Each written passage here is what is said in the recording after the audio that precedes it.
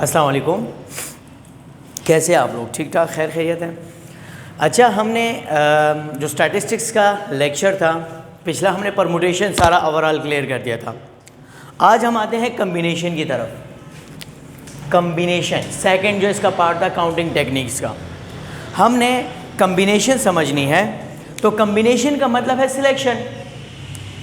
पहले हम लोगों ने अरेंजमेंट के तौर तरीके सीखे थे, अब हम सिलेक्शन के तौर तरीके सीखेंगे कि सिलेक्शन कैसे कैसे और कितने वेज में कर सकते हैं, और अगर इतनी चीज़ों में से इतनी आ जाए हमारे पास, कितने वेज में सिलेक्शन होगी, वो सारी चीज़ें समझेंगे।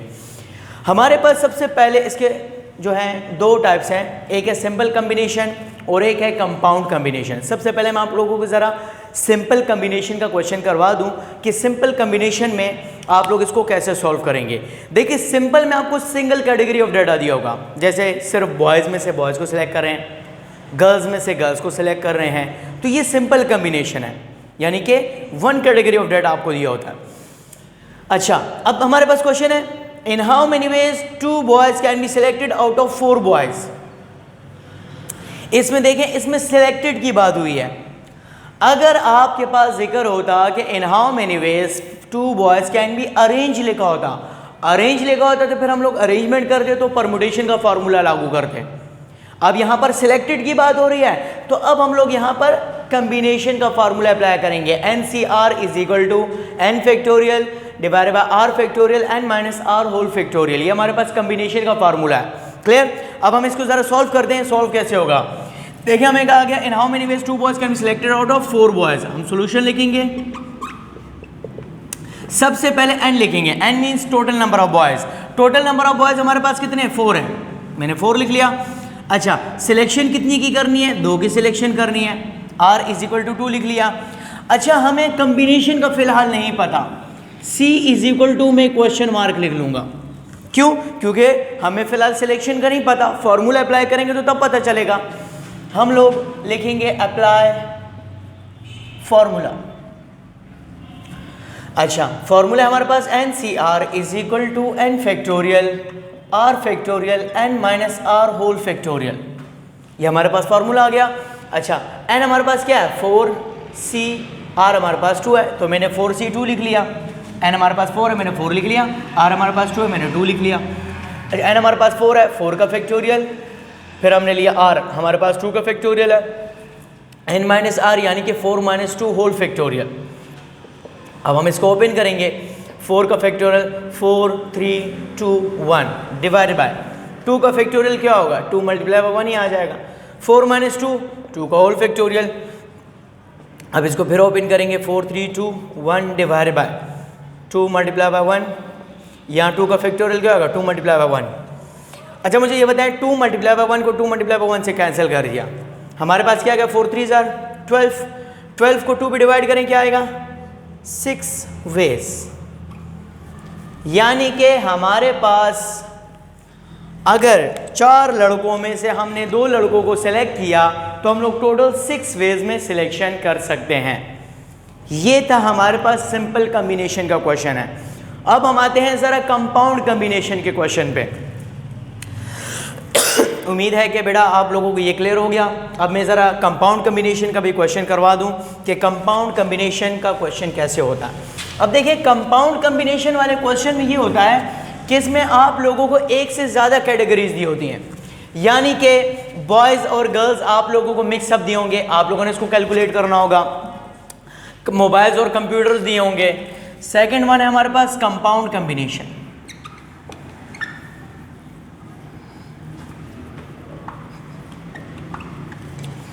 कंपाउंड कम्बिनेशन में जैसे मैं क्वेश्चन लिखता हूं, ये हमारे पास क्वेश्चन है, in how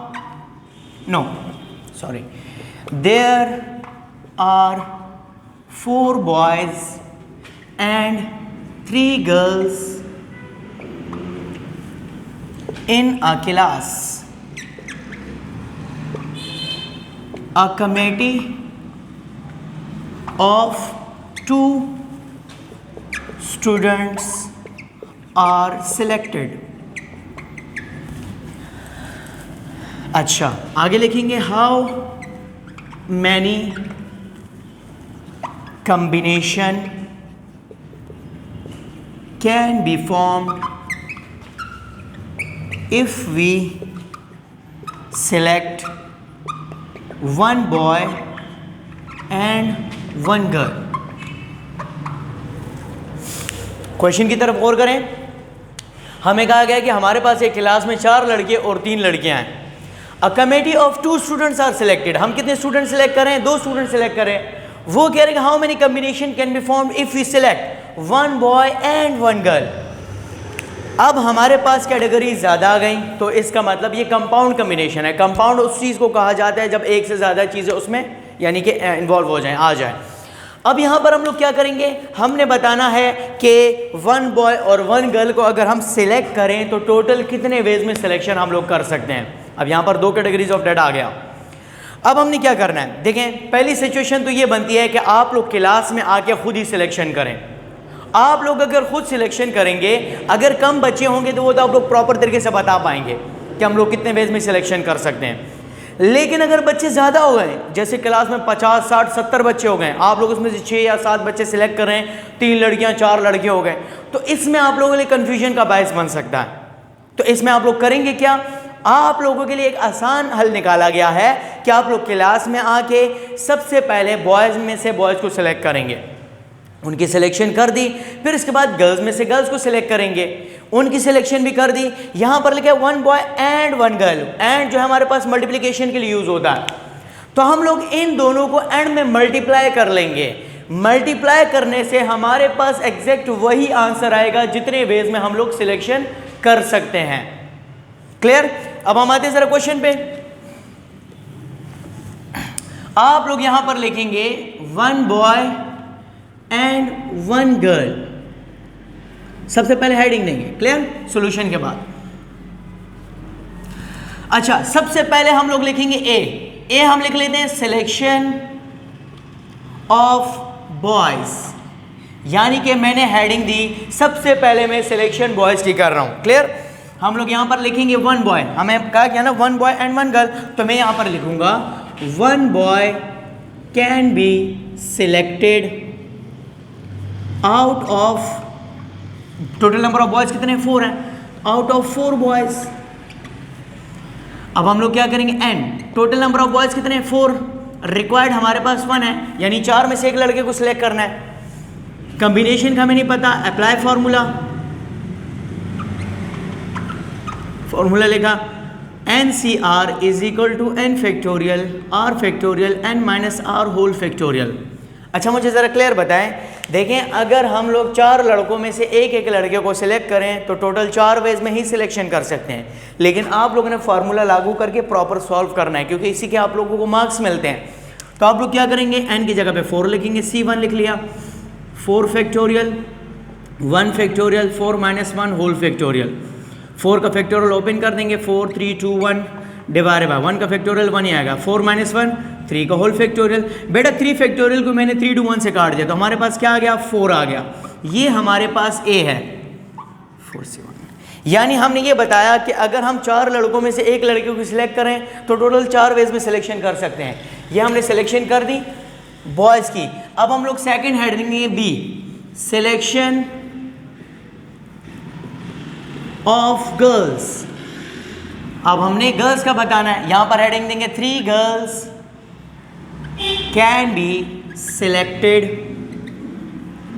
out of, sorry बेटा 1 गर्ल का सिलेक्शन करनी है, ठीक है। 1 girl can be selected out of 3 girls, क्योंकि टोटल नंबर ऑफ गर्ल्स हमारे पास कितनी है? 3 हैं। तो हमने यहाँ पर बता दिया कि हम लोगों ने 1 गर्ल सिलेक्ट करनी है 3 गर्ल्स में से। यहाँ तक क्लियर हो गया? अब हम यहाँ बताएंगे and total number of girls कितनी है? 3 है। रिक्वायर्ड कितने की सिलेक्शन करनी है? 1 की। कॉम्बिनेशन का हमें नहीं पता, फॉर्मूला दोबारा अप्लाई करेंगे, NCR is equal to n factorial R factorial n minus R whole factorial.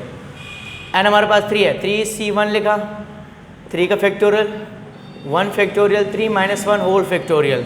3 का फैक्टोरियल ओपन करेंगे, 3 to 1 डिवाइड बाय 3 माइनस 1 2 का होल फैक्टोरियल। 2 का बेटा 2 से काट दिया, हमारे पास क्या बच गया? 3। ये हमारे पास बी का आंसर आ गया। हमारे पास ए भी मालूम हो चुका और बी भी मालूम हो चुका। अब हम लोग यहाँ पर लिखेंगे मल्टीप्लाई ए एंड बी। हमने ए और बी को मल्टीप्लाई करना है, सी लिखा, कम्बिनेशन कहते हैं, ठीक है। सी हमारे पास ए क्या आया 4 आया, मल्टीप्लाई बाय बी क्या आया 3 आया, 4 3 आर 12 वेज। यानी कि अगर हम लोग 4 लड़कों में से 3 लड़कियों में से अगर 2 बच्चों को सिलेक्ट करें, 1 गर्ल और 1 बॉय हो, तो हम टोटल 12 वेज में सिलेक्शन कर सकते हैं। ये था हमारे इस चैप्टर का एंड, सारे के सारे रिक्वायर्ड हो चुके हैं। काउंटिंग टेक्निक्स हमारा जो सेकंड चैप्टर था वो कंप्लीट हो चुका। इंशाल्लाह नेक्स्ट क्लास में मैं आप लोगों को मिलूंगा, थर्ड चैप्टर में प्रोबेबिलिटी स्टार्ट करेंगे इंशाल्लाह। तब तक के लिए इजाज़त चाहता हूँ। ओके, अल्लाह हाफिज़।